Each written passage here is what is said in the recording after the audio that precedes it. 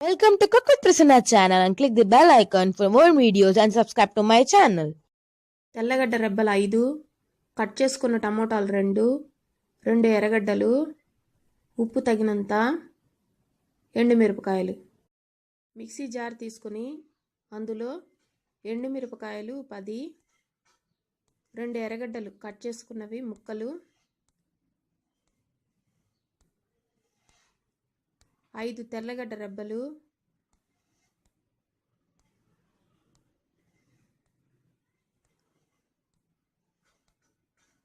ఉప్పు తగినంత,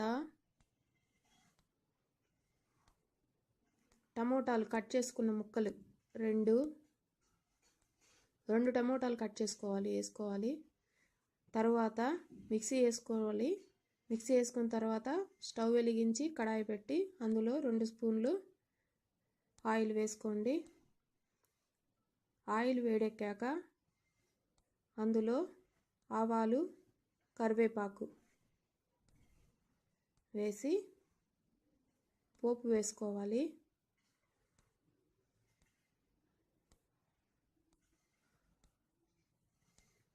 పోపు వేయించుకొని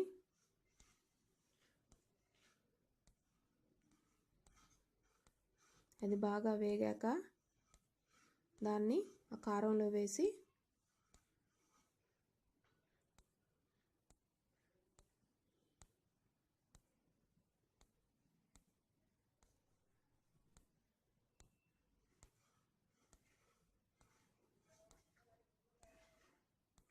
బాగా పోపు అంతా కలిసేటట్లు కలుపుకుంటే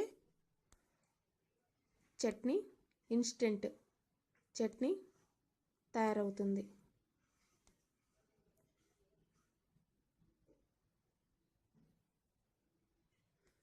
దీన్ని దోశతో సర్వ్ చేసుకుంటే చాలా బాగుంటుంది. ఓన్లీ దోశకే బాగుంటుంది.